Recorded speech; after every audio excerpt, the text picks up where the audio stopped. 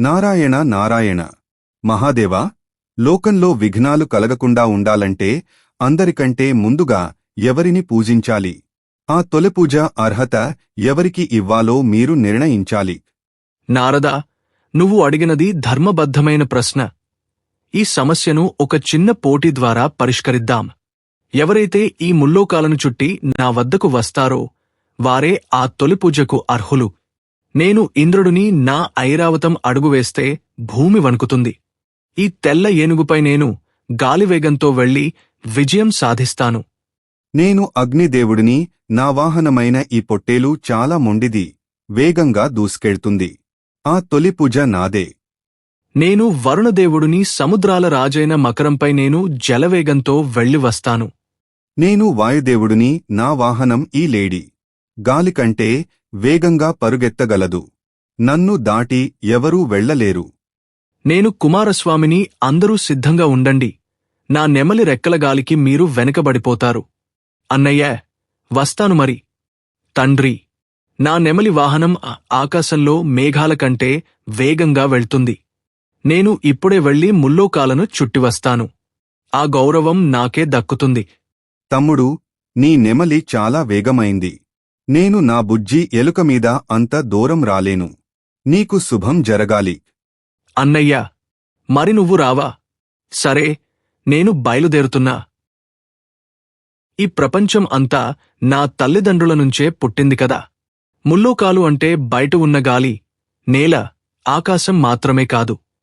నన్ను కన్న నా తల్లిదండ్రులే నాకు సర్వలోకాలు. అమ్మా, నాన్న, మీరు ఇక్కడ ప్రశాంతంగా కూర్చోండి. మీ ఆశీర్వాదం నాకు కావాలి. నా చిన్న మూషికమా, వాళ్లందరి వాహనాలు చాలా పెద్దవి, వేగమైనవి. కాని భయపడకు. మన దగ్గర బలమైన ఆయుధం, జ్ఞానం ఉంది.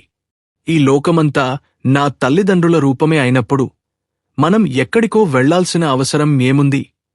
అమ్మా, నాన్న, మీరే నా సృష్టి, స్థితి, లయలు. మీ చుట్టూ తిరగడం అంటే ఈ అనంత కోటి బ్రహ్మాండాలను చుట్టడమే. మొదటి ప్రదక్షిణ ఈ విశ్వానికి మూలం శక్తి.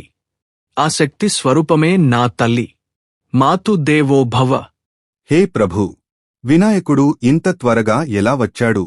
అసలు ఆయన అందరికంటే చివరలో ఉండాలి కదా. మీ ఒడిలో ఎలా కూర్చున్నాడు? ఇంద్రా, ప్రపంచాన్ని చుట్టొచ్చినవాడే గొప్పవాడు కాదు. తల్లి తండ్రులనే ప్రపంచంగా భావించినవాడే గొప్పవాడు. అందుకే వినాయకుడు అందరికంటే ముందుగా వచ్చాడు.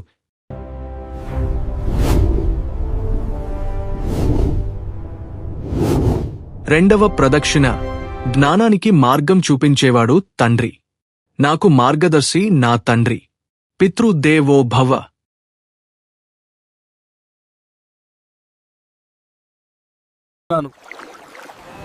అన్నయ్య, నువ్వు విష్ణులోకం నుంచి మాకంటే చివరగా బయలుదేరావు కదా. అంత త్వరగా ఇక్కడికి ఎలా వచ్చావు? నేను నా బుద్ధిని నమ్ముకున్నాను.